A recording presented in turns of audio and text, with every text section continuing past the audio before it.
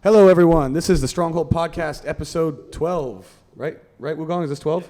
Okay, this is episode 12. I'm here with Shinya, Kakita. Hi. What's up, man? How are you? I'm great, thank you. Shinya's a Brazilian Jiu-Jitsu black belt. He's the coach at Synergy. Yeah. And welcome, man. Thank you. It's been a long time since I haven't really sat down and talked to you since the competitions ages ago. Ages ago, yeah. You were the first person I ever competed against in Singapore.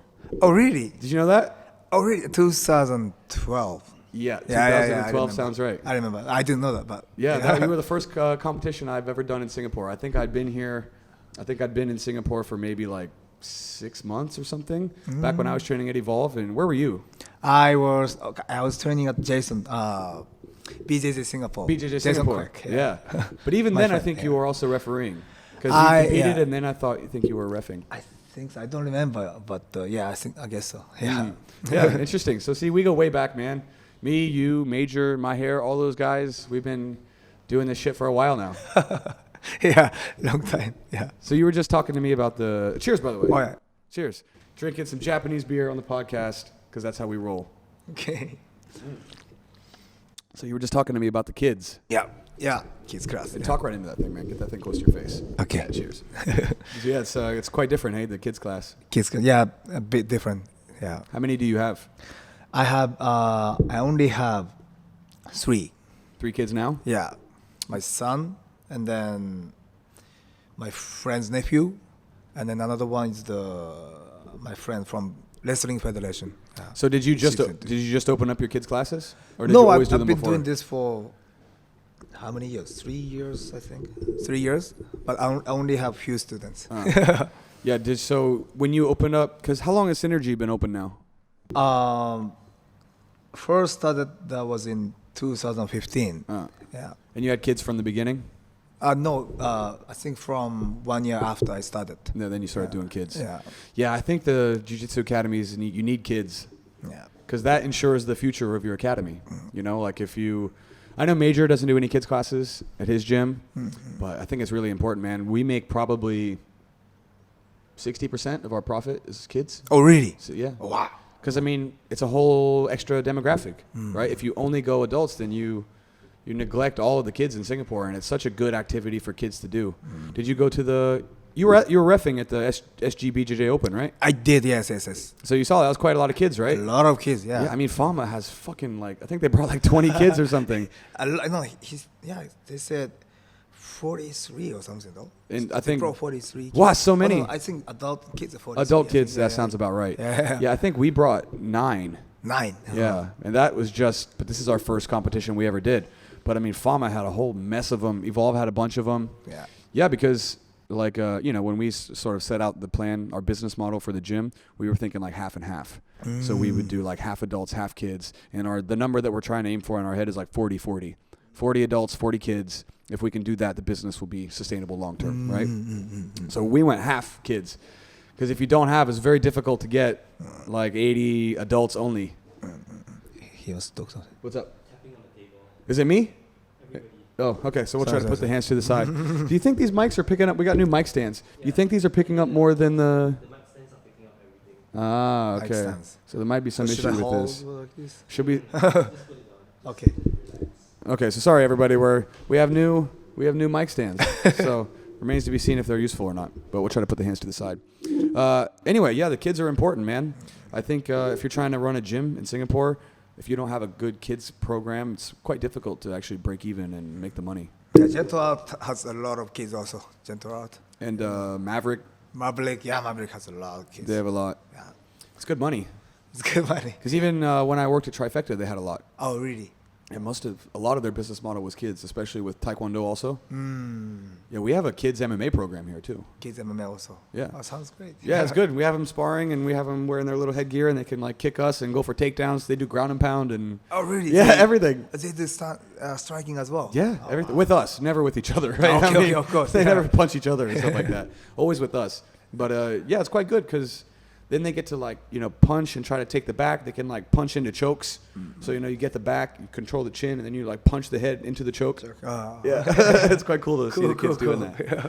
So how do you manage with the kids? Oh, I mean, I only have 3 kids, so it's easier to manage.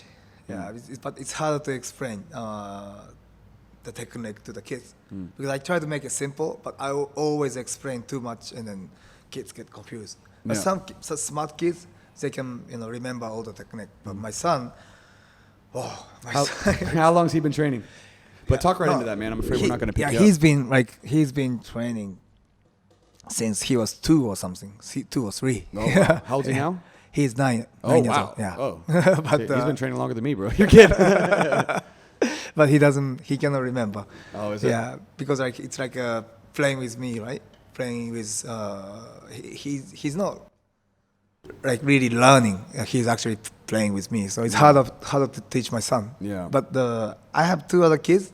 They're 11 and 9, and they're really good at learning. They're really good. How long have they been training? They have been training. Okay, the 11 years old girl, Hiba. She's I think she's less than 6 months. She's been doing less than 6 months, and then the other one, Terrence. Terrence is Tiffany's nephew. Oh, yeah. He's been training like 2 or 3 years. He took a break in between, like almost 1 year, and came back. Yeah, 2 years. I think 2 years. Yeah, that's the thing with the kids is they just want to play games. So They you have play, to, yeah. you have to trick them, right? You have to trick them into learning. So like most of our techniques, sometimes we just teach the technique, right? But a lot of times we make the techniques a game. Oh, I see. When you make the techniques a game, you kind of trick them into learning. Because if you just tell the kids, okay, this is how you do an arm bar, you do this, they're gone already. Yeah. As soon as you start talking, they're already someplace else. But when you can make a game out of it, they tend to be much more like receptive, and then you kind of trick them into learning the details. I see. I see. That's the trick. There's a lot of material on YouTube and stuff that you can look at to go and find like kids games for jiu-jitsu, and we do a lot of that kind of stuff. We do a lot of like we do this game called Bulldog. Have you ever heard of this? Bulldog? Yeah. It's like a game that we always play like at the end of class, and it's basically like a double leg takedown game where it's like one person's on their knees and then the other kids are all standing up and they try to run side to side. Okay. Right? And they have to get to the other side without being taken down. Oh. If you can double leg them and take them down, then they go on their knees and then they try to take down the other people. I see. And it's like this game where you try to run across without getting double legged. Oh, that sounds fun. They love it because they don't even give a shit that it's a double leg. They just want to play the game. But it's kind of true. If you can teach a kid, very easy to teach an adult. Yeah. Because you have to boil it down to the most simple techniques. So what kind of stuff are you doing at your gym these days? What kind of techniques are you doing? Are you into the leg lock game? I see you doing heel hooks and stuff in your videos. Oh yeah, we always do heel hooks, but we have the curriculum, and I usually follow the curriculum on Tuesday and Thursdays. But Monday, Wednesday, Friday, we actually have the online academy website. So I just follow the technique what my instructor teach. Who gave you your black belt? Oh, Nico Han. Nico Han is Indonesian, half Germany, half Chinese Indonesian. He's Indonesian, and I think he's the first black belt in Indonesia. I think. Yeah. Who did he get his from? Okay, he's got his black belt from Mark Lehman. Mark Lehman. Yeah. And then, but he started jiu-jitsu under Hickson Gracie. Oh yeah, so he's a Hickson. Yeah, that's cool, man. That's cool. Yeah, and that's also cool for Indonesian to get a black belt through that lineage too. Yeah. That's cool. So wait, he just uploads his curriculum onto online, and then his students can access to it. Yeah. Does he do like does he do live classes, or does he have like a backlog of techniques that you can go view? Backlog, yeah. So he has like white belt, these are the techniques that you do, this is the progression, or is it kind of like you find the techniques that suit your curriculum and then you can use that as a resource? Okay, you can find it as the technique by technique, like a side control, positional training, like a side control, back mount. Talk right into that shit, I'm afraid. It's okay. I'm just going to keep reminding you. I hope you don't mind. Yeah. Or you can find by the date. I mean, 2019, June. That's the technique we are doing. Yeah, but he upload almost every class. Really? Yeah. Every class. Almost every class. Yeah. Wow, to his website. Yeah. So does he live streams them, or he does them like this, the day after? Yeah, he edited. Oh, he edits them. Yeah. Wow, so that's good, man. It's a lot of work, though. Yeah, that's what I'm thinking. Yeah. I mean, I don't do any of this editing. Like Wugong does all of it, but I can't even imagine editing every day your lesson. Yeah. How many students does he have? How many black belts? He has so many black belts. Oh, he has a lot. Yeah, he has a lot. Francino, the first one. Nikolai Hold. Who else? Hadian. Who else? Hold on. 4, So he's got several. 5. Hold on. 6, 7, 8, 9, almost 10. Wow. Yeah, almost 10. But he only gave black belt, I think 4 or 5. 4 or 5. 4 or 5. How old is he? He's 40. 49. Yeah. Oh, so If I'm not wrong, 49 or 47. So he's been in the game for a while. Yeah. Wow, man, that's crazy.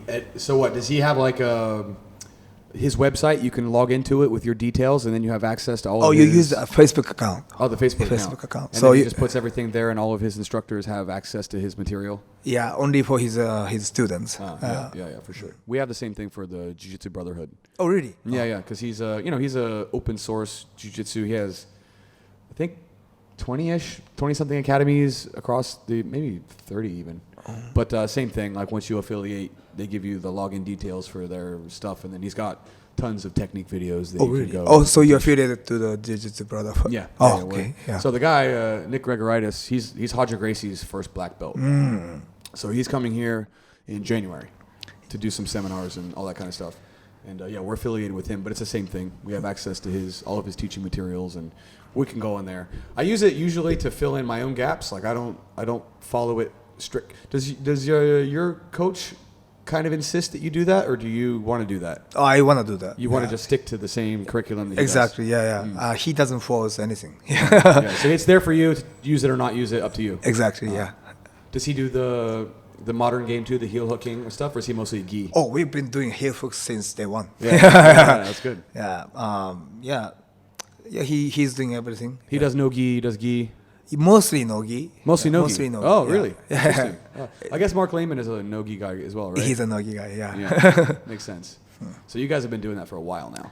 Yeah, long time. Yeah, I always see your students on your Instagram heel hooking each other and shit like that. Are they getting good? Yeah, they're getting good. Yeah. Any blown knees? I know you have knee problems. Have any of your students got you with some heel hooks? Not yet. Not yet. Soon. They will. I hope so. They give us some time. Yeah. So what's your style, man? What are you playing these days?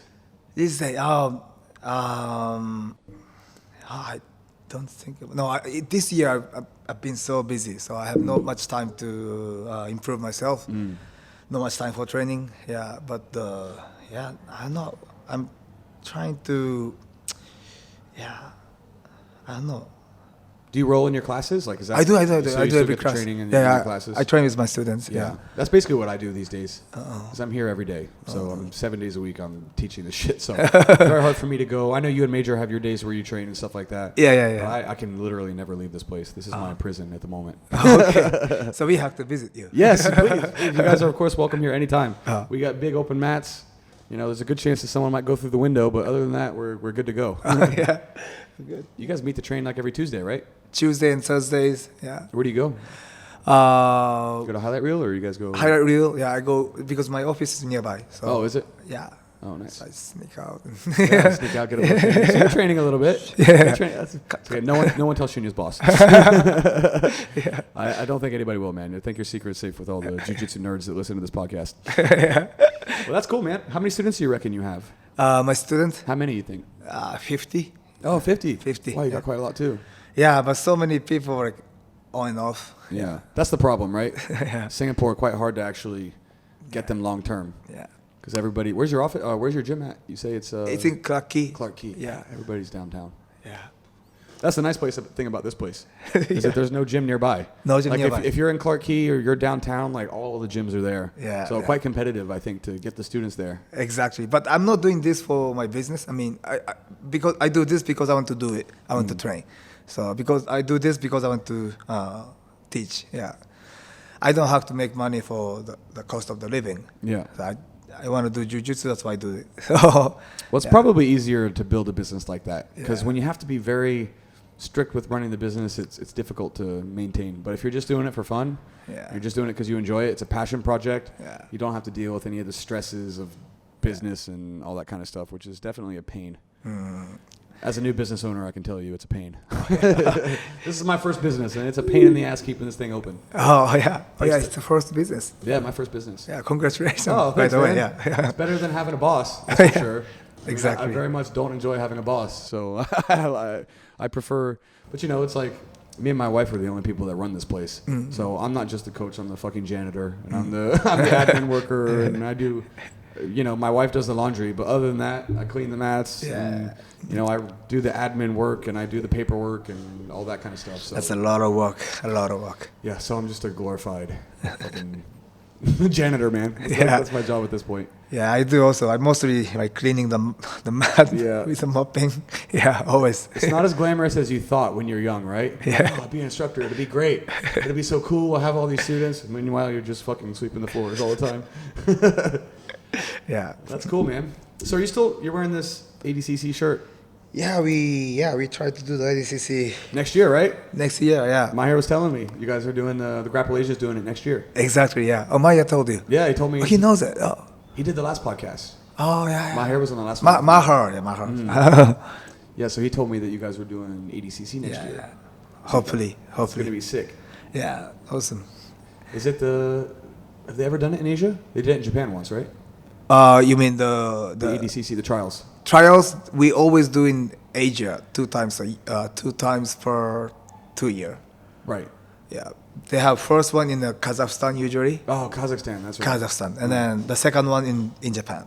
So every step year, like, okay, we had the ADCC World Championship this year, 2019. So the same year they do the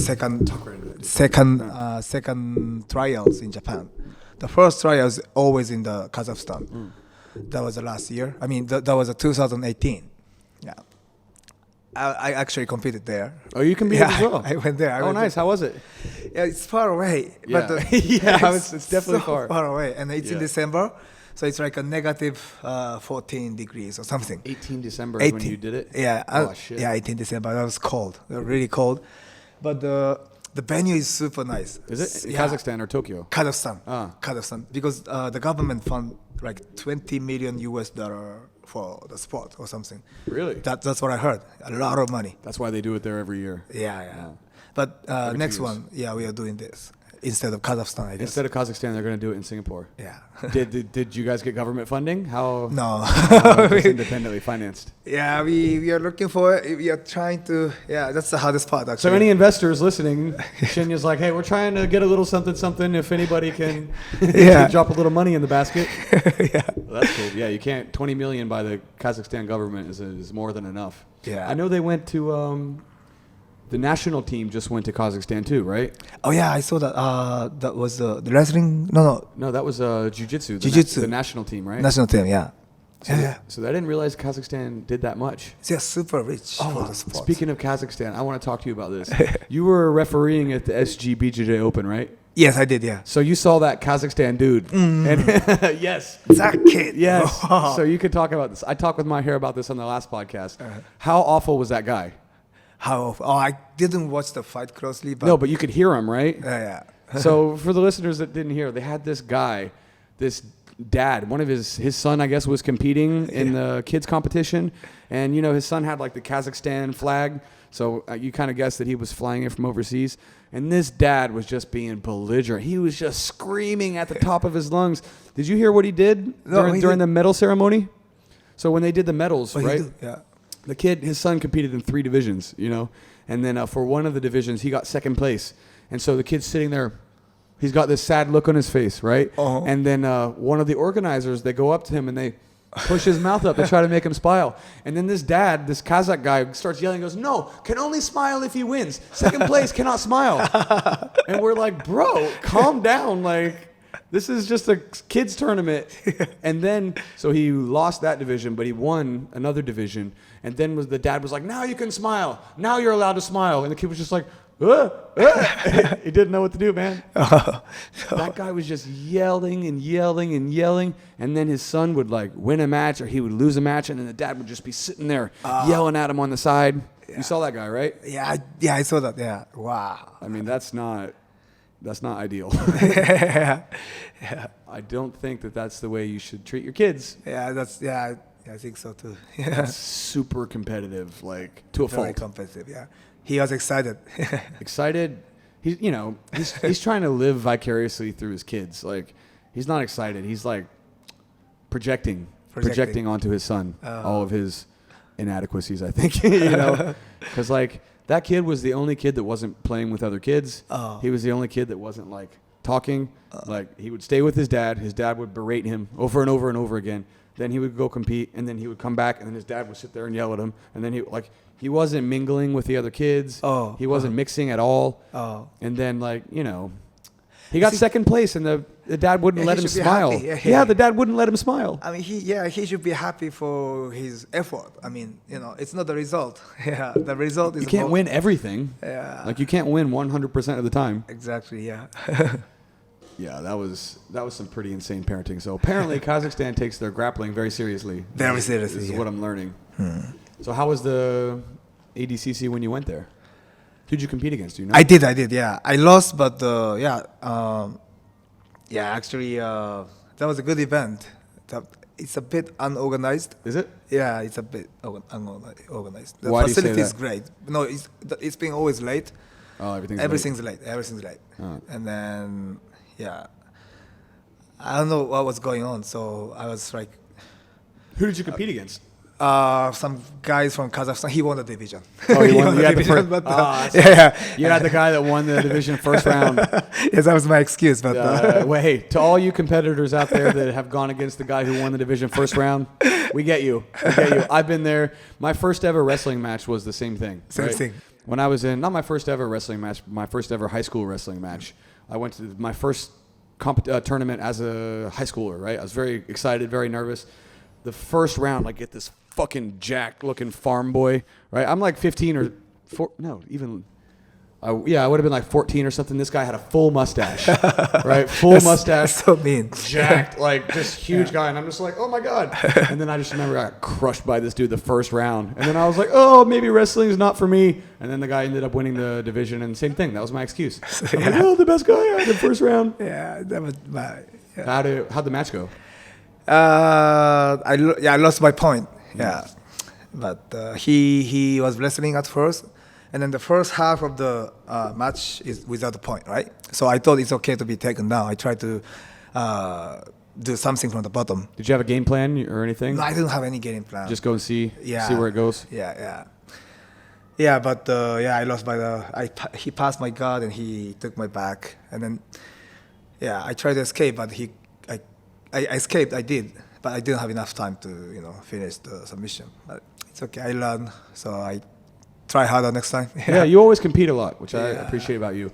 Ever since I came in, some people, especially coaches, don't want to compete. Mm-hmm. But I always like that you were willing to go in there and try, and win or lose, doesn't matter. You just go in there and try. Yeah, I like to compete, but not this year. This year? Not this year. This year busy until next year, April. Mm-hmm. Yeah, but maybe next year after April, I will compete. Yeah, but actually, now it's black belt, right? Now you got to go to the. Yeah, I got to go. It's to even black worse, belt. right? Yeah, even worse. It never gets easier as you go up the ranks. You think it just gets worse. You get your new belt, you're really excited, then you realize that you're back at the bottom again. So every time you get a new belt, you're pumped, and then first competition you go, you see all these people that have been training for so much longer. It's like, oh my God. Black belt is another level, right? Whole different category. Yeah, it's like when you first get your black belt, you're like a white belt black belt, and then you can be a blue belt black belt, and then a purple belt black belt, and it's just like totally resetting from the beginning, right? Yeah. So you got plans to compete next year? Next year, yeah. What are you gonna do? I'm not planning specifically, but any competition, maybe somewhere around Asia. I don't know. Yeah. Do you do anything else? Do you do any like Muay Thai or boxing or anything like that? I do boxing also, wrestling. I help my friend, the teammate, for the MMA sparring before the fight. But now not much. But I only do this for fun. Yeah, but we do MMA sparring also. Oh, that's good. Yeah. Do it at your gym? Do you have MMA classes also? Yeah, we do. We do striking on the ground in the class sometimes. With the small gloves? With the small gloves, big gloves. Yeah. Yeah. Sometimes if we do the striking with the takedown, it's like a shoot boxing. Yeah, that's what I do usually. Yeah, big glove. But we do the grappling with the striking. We do the smaller gloves. Yeah. Yeah, I usually for my MMA classes, because mine are mostly beginners, so we do a lot of the shoot boxing with the big glove. Because, you wear those little gloves. Sometimes if you just turn your head the wrong way, you're going to end up with a black eye or something. Most of my students are beginners, and they all have jobs and shit, and they don't want to go to work with a big black eye on or anything. Yeah. So you ever mess around with, do you ever do any competition striking? Any boxing fights or I do amateur MMA? boxing. Yeah, amateur boxing. You did do a boxing match? Yeah, in Singapore. Oh, really? Yeah. Oh, shit, I didn't know that. Rahul. My opponent You was boxed Rahul? Really? Yeah. I never knew about this. Yeah, he's like huge, right? Yeah, he just fought. He just fought 2 nights ago. Yeah, he won. Yeah, Yeah, I'm yeah, happy he about fought it. Yeah, he's a some nice guy. guy. Yeah. How'd the boxing fight go? I never knew that was a thing. I lost by decision. Ah. Yeah. I was really defensive. I was trying to go for the counter or something, but Where was this that you did that at? where? It's in the What was the promotion or? no, just amateur boxing. So like a Singaporean amateur boxing, AIBA or something. When was this? I don't know. Oh, jeez, I had no idea that was the No, case. I just I think legend, the legend Yeah. boxing gym. I think they host the event or something. Oh, so it's just like some amateur kind of Amateur, smoker event. Small Oh, event. that's cool. That was fun though. That was You had fun. the headgear on and everything. Yeah. Boxing, there are no kicks. No kicks, just boxing. Yeah. You ever do any kicking? Any Muay Thai or? No, I don't do Muay Thai. I tried a few times. Yeah, but only like elbows and knees. And then I cannot really practice, right? I cannot do in the sparring. Yeah, that's true. I love knees and elbows. Yeah. I don't like to get hit, but I like to, Yeah, but you don't have to get hit much. Like if you train it properly, Yeah. Well, that's cool, man. I didn't realize you did so much. I kind of thought you just did Not much. jiu-jitsu. I'm But you just took a beginner. fight, so you still tried. Yeah, I'm just trying, It's a lot scarier than grappling, right? When you're striking. Yeah, I mean, it's easier to do anything, right? If you work on the takedown, it's so much easier with the striking. Yeah. You use the strikes to set up the takedown. But I mean, It's much pure easier. boxing. Pure boxing. Striking, like those competitions are much scarier than Exactly. jiu-jitsu, Yeah. right? Yeah. It's painful, right? Yeah, the anxiety, a lot worse. Yeah. I don't like to get hit. So Nobody does, man. Yeah. Nobody likes to. Ideally, you don't, but you always do. yeah, you And always. Rahul's a fucking big guy, man. He's good. He's big. Did you see him in one? He fights at featherweight. How is that possible? Anyone who fucking lies to me and tells me that one doesn't do weight cutting is full of shit. Look at that guy and tell me he doesn't cut weight. He's fucking 9 feet tall and jacked. I mean, he cut down to featherweight. Featherweight. Wow. Yeah, well, one's featherweight, which is like 155, I think. I think so. Yeah, 155. Because they just dropped the weight, right? But even still, I don't know how. But the guy that he fought, the Pakistani guy that he fought, was bigger than him. That was 80. They fought at 82 kilos. Yeah, he was huge. And Yeah. Rahul still made 82 kilos. Yeah. Oh, I thought they don't cut weight. How does he make 70 kilos, but then he fights a guy at 82 kilos if they don't cut weight? This is bullshit, man. Yeah. Did you see that fight with him and Gary Tonin? Oh, I didn't see it, but I saw the result. Yeah. The highlights. Yeah. Highlights. He's tough to grapple with, too. You ever grapple with Rahul? I rode with him sometime. He's very strong. Very strong. He's really strong. Yeah, really, really physically strong. Yeah. I think his technique, he still needs to improve his technique in some areas, but man, he's fucking strong. Yeah. Really hard to submit. Like, you got to damn near kill him to tap him out. Yeah, I mean, I have him in a choke for like, literally, I'm 30 seconds and I'm like, is he dead? And he's still just like, I'm like, bro, what is going on? He trained, I rolled with him when Major was training for his fight with Boku. Oh, when they were in Juggernaut. Yeah. Yeah, Hong when Kong they were in Street. Juggernaut. Hong Kong Street. Because like me and Rahul and Leke cornered Major for that fight. So we were sparring partners and stuff. I think I just rolled with him. I didn't box with him or anything, but I just remember he's freakishly strong and wouldn't tap the heel hooks, and I was kind of terrified. And I'm like, bro, just what do you tap out? Like, what's going on? You're gonna get your leg broken. Is he injured from the heel hook?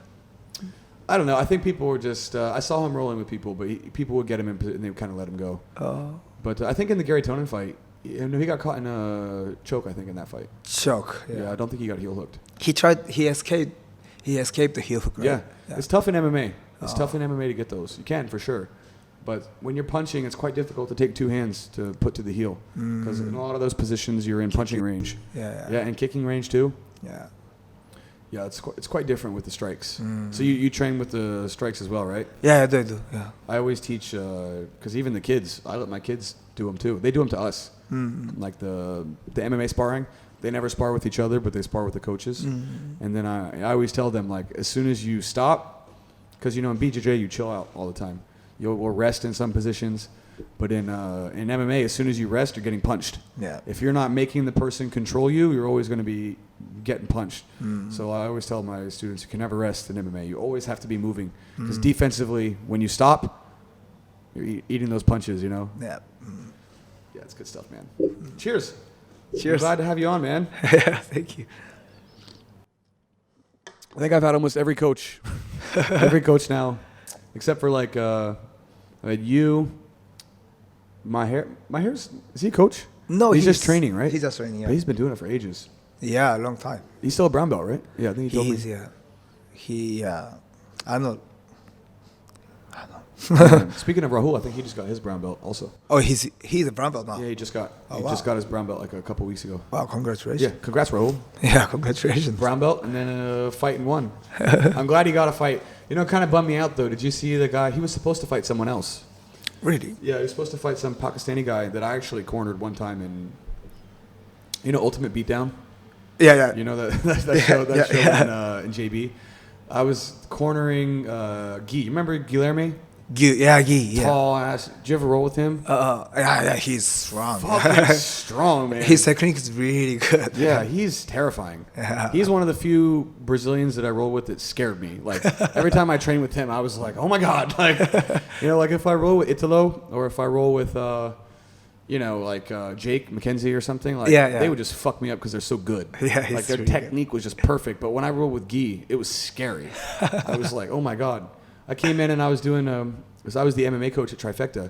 So when he was taking his fight for Ultimate Beatdown, they would come in and do the MMA sparring. And I watched him spar with Marcelo, and they were sparring in small gloves, no shin pads, like trying to fucking head kick each other. Oh, wow. Just going like full on Brazilian, right? And first of all, I was like, Guy, you're like 30 kilos larger than Marcelo. You can't be throwing like full power head kicks at him. But like they're just so intense. They just would not relax at all. No chill. Wow. Right? And so I was cornering Guy for his fight in Ultimate Beatdown. And then he fought in that same card, this Pakistani guy that Rahul was supposed to fight was on that fight card. And then they didn't have a coach. They didn't have anybody.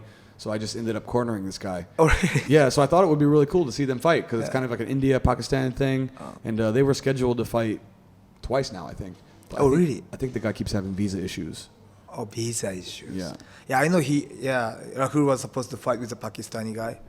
Yeah, but he didn't fight with him, yeah? Yeah, they were supposed to do that fight twice. Twice already. Yeah. And I think every time they end up pulling out because of visa issues. Yeah. It's kind of a bummer. But I'm glad Rahul got a win, man. He's had a tough break and won. They just give him, he's always the last minute replacement, and then he takes those fights, and then he has, he's a guy, yeah. I'm like, bro, you got to quit taking these fights last minute. Like, you got to just say no sometimes. But I'm glad he finally was able to get a win, because before that, he had a rough break. Oh, we were talking about the Ev Ting Amir Khan fight. Amir Khan, You said you didn't see that fight, but you know this thing that they do where one championship will just like reverse fights? Where like someone will win and then they'll just be like, they'll just say it's under review and then they'll go back and just change the result after the fact. Oh, I didn't know that. Like they did this with Giorgio Petrosian. You know him, the kickboxer? Petrosian, yeah, He fought a Thai guy and then lost, and then they just went and overruled the fight and then did the fight again, and then he ended up winning. And for this Amir Khan Ev Ting fight, they're doing the same thing, I think. Because the decision was controversial. So now they're just like, oh, the fight is under review. And I'm like, it's kind of shady. Yeah. To just, because they gave him the win. Like, Amir, I thought he lost the fight, but they can't just go over after the fact and overrule these fights. Yeah. It's kind of some shady Asian shit. I don't talk anything about one championship. Why, are you afraid to get in trouble? I think Exactly. Camera here, record here. I know, man. It's so true. Nobody wants to talk. I had my friend Ron on here, and Ron is usually the biggest shit talker of all time. He'll just talk shit relentlessly, and even he wouldn't say anything. And I'm like, bro, Like, what are you worried about? Chaudhry, is the boogeyman going to jump up and like get you or something? What are you so scared of? I don't know. Yeah. Well, actually, he said it was quite interesting because Chaudhry commented after the fight, and even he said that he thought Ebting won. Oh. Which is interesting, right? Because Amir Khan is a Evolve guy. Yeah, interesting. Yeah, it was good. I think he's getting a little bit more unbiased. Okay. A bit. Although I did just look. You know what's funny? I kind of made a joke to my friend. If you look, you know Bruno Pucci, right? Yeah. Did you ever train with him? I competed with him. Oh yeah. He's good, right? He's good. How was your match with him? Yeah. I've rolled with him a bunch, Yeah. and it was fucking good. Calf slicer. He got me in the calf slicer, and I forgot how to counter it. Yeah. So I have to tap. Yeah. Was it like a painful the next day or okay? No, it's not. It's not. Was it on your knee or was it your calf? Knee. Yeah, that's the thing, right? It's a compression submission. Yeah. So you can take it if you like to. If you want to lose your knee. Yeah. But it goes to the ACL. It goes to the ACL eventually. Yeah. But this is the injured knee. This one was an injured knee. So I didn't want to, risk my I know injury. you've had problems with your knee in the past. Yeah. So I don't want to risk it. I tap. Yeah. Well, that's definitely the move. Yeah. Because if you blow your ACL once, that's a year. But I knew how to counter it, but I just can't remember at the time. So after the match, I tried to remember, and I remembered it. And the next day, I compete with another GF team guy from, I think Tiago. Tiago, the brown belt, old brown belt, the guy from China, right? Yeah. Now he and Tiago is training together. Yeah. I competed with him, and he did the same thing on me. The calf slicer. Calf slicer. And I counter him. I tried to counter him, because I just remember it, and then he just let go because he knew I was gonna counter. Well, that's good. You learned the escape, and then it helped you out the next day. Yeah. But I just saw, Bruno just fought against, I think it was a Japanese guy. Kito. Kamikubo or something. Yeah, Kanikubo, I think Kamikubo, was something like that was his name. Yeah. And I made a joke to my friend because you can check this out. I don't know if they've changed it or not, but if you look on Sherdog right now, it says that Bruno won that fight. Bruno won. Yeah, I shared a picture of it today on my Facebook, and I circled it, and I was like, "What the fuck is this?" Because he clearly lost the fight. He lost. He lost. Like the official decision, he lost. But if you look on Sherdog, it says he won, and I was like, "Oh, Chaudhry must be." talk to the Sherdog people and say, "Hey," because he's got a big grip, man. He's got a big grip. Yeah. You get another beer here. I still have some. I don't, so I'm gonna go for another one. All right. So, are you going to do the ADCC next year? ADCC, I think I'm going to do the referee. Yeah. I'm not sure if I'm competing. Yeah. What about, screw it in here. What about your son? Has he done any competitions yet or anything? My son compete jiu-jitsu, wrestling sometimes, but he's not really doing it seriously. So it's all good. Yeah. Quite difficult when it's your son. Yeah. Right? It's okay. Yes, siblings are quite tricky because they, so even like if I have brothers and sisters that come in, impossible for them to train together. Like it's just impossible because I don't know, something about being a sibling. I mean, for you, it's father and son, but yeah. Does he do anything else other than, does he do any striking? He does boxing. Yeah. Does boxing too? He does boxing too. Normal Thai, boxing, jiu-jitsu. But he likes baseball a lot. Yeah, he always plays baseball. That's what he really enjoys is baseball. Yeah. Like much against your wishes, right? Yeah, but it's okay. Yeah. Kids are gonna do what kids do, man. Yeah. I support him. Yeah. Is your son Singaporean or born in Singapore or? Oh, he was born in Japan. Oh. But back then I was living in Indonesia. How long have you been in Singapore now? 7 or 8. What year did you move here? What year? No, what year? 2012. I think you moved here the same year I did. I think so, yeah. I think so. 2012. Yeah. And you came from Indonesia. That's where you met your... Yeah. My company transferred to Singapore from Indonesia. Yeah, that's cool. So you were a purple belt when you came here? I was purple belt, yeah. Oh, okay, so yeah, exact same as me. Same year, same rank, moved here same time. Oh, yeah. Yeah, exactly. When did you start training? I started training in 2008. July 4th. 4th of July? July, yeah. Was that in Japan or Indonesia? Oh, Indonesia, in Bali. Oh, so that was the first place you... Oh, you said, so your coach has been your coach from white belt all the way to... all the way to black belt. Yeah. Nice. So you went white to black in like 10 years? 10 years, yeah. About 10 years. Nice. That's the pretty standard. And he would always come back here and do your grading, or you would go to him? I go every year because we have the training camp every year. Oh, that's how he does it. Yeah, so yeah, I go there once a year at least, and sometimes I visit him. Yeah. Do you bring him here, and then he can do gradings and stuff for your guys, or? Yeah, he comes here once or twice. No, actually twice. Yeah, he did a seminar. Yeah, but he didn't do the grading here. No, he didn't do. But he's mostly like a no-gi guy. Was your seminar gi or no-gi? No gi. I think no gi. No gi. Yeah. Is he? Did he compete back in the day? A long time Your ago. coach? Yeah, like when he was in the States. I think he's. Oh, he was in California, right? He was in California. Yeah. He won Grappler's Quest or something. Oh yeah. Yeah. Long time ago. Yeah. He doesn't compete anymore. Yeah. So what's your plan, man? Like you just gonna keep running the gym? Are you gonna be in Singapore for is this your long-term place? Do you know like? Oh, that's a good question. You're still trying to figure it out, eh? Yeah, I'm not planning to move for the podcast. Yeah, I'm not planning to move yet. But yeah, but this year is really busy. So is it just because your job or? No, because of my son's school's PTA. Yeah, I'm a PTA. Oh. The school bus chairman. So. Yeah. Oh, is it? Oh, so that's what's keeping you so busy. Yeah. It's just your PTA duties. Yeah. Where does your son go? What school? Japanese school. Where is that? Is that nearby? One in Changi, one in Clementi. And he goes to the one in. Yeah, there used to be a couple. I used to be a teacher at the Korean school. Oh, really? Yeah, I was a teacher at the Korean International School, and there were a few of the guys that went from the Japanese school there. And they were always the best students. they were always the best students, and that's a fact. Yeah. Actually, I taught at two international schools in Singapore. I taught at the Chinese school, international school, and then the Korean international school. This was before when I competed with you the first time. That's when I was a teacher. Oh wow, really? So that was my job. When I was at Evolve, I was a school teacher. School teacher. Oh. And at both places, the Japanese students were always the best. So they were the most disciplined. They were the best listeners. Yeah, they were great. Need some more of those. All right, man. Wugong, how long have we been going? 42 minutes.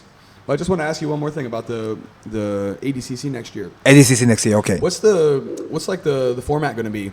They bring in everybody, right? Do you get I remember they did one a few years ago. I think it was in 2016 or something. I think it was Indonesia. It was somewhere, but I remember that the winners didn't get the ticket to the big ADCC. If they do the one in Singapore, does the winner get the ticket to the big one? Yeah, every division winners. Every division winner gets. Yeah. So it's like a proper trial. Proper trial, yeah. But this will only be the Asian one, right? I think another one in Japan. So the Brazilians can't compete at the one. Yeah. Sorry, yeah. Brazilian cannot compete. Only Asian passport holders. Right. Yeah. So they'll bring in everybody from Asia to Singapore if they do the trials here. I hope so, yeah. Man, that would be cool. You should do it, man. Yeah, I should compete. But why not? If it's here. But if you have to referee. I have to do the referee and I don't know, man. Maybe just skip work that day. You know what I'm saying? Maybe, but also I don't have much time to training now, so I should start training now for the next year. So what is your PTA service ends in April? Is that when it runs out? Yeah. What do you have to do for this, man? What do you have to do for this PTA? Oh, a lot of stuff. Really? Yeah. Like what? Of stuff. Like everything related to the school bus, everything I have to do it. So it takes that much work? Yeah, they have like 900 these Japanese schools students. don't fuck around, do they? They're 900 students. Was it? Taking the bus, yeah. 900. On the bus? Yeah. 900? 29 different bus lines, Holy shit. So this is probably one of those things where you're like, yeah, I'll do it. And then you see all the work that you have to do and you're like, oh my God, what have I done? Yeah. Wow, man. Sorry, I got a phone call from my wife. No, that's okay. Sorry, excuse me. Go ahead. Actually, no, go ahead and take it. I think we'll probably just go ahead and finish up here. So, guys, we're going to finish up with Shinya in just a second. You finished? Yeah, I gotta go. Okay, that's the problem. Go. I was just getting ready to say we got to wrap up the podcast anyway. It's just about that time. Yeah. Okay, everybody, this is the Stronghold. What number is this? 12? This is Stronghold 12. Podcast, episode 12. Shinya, pleasure, man. Thanks for having me. Okay, everybody, thank you so much. Peace.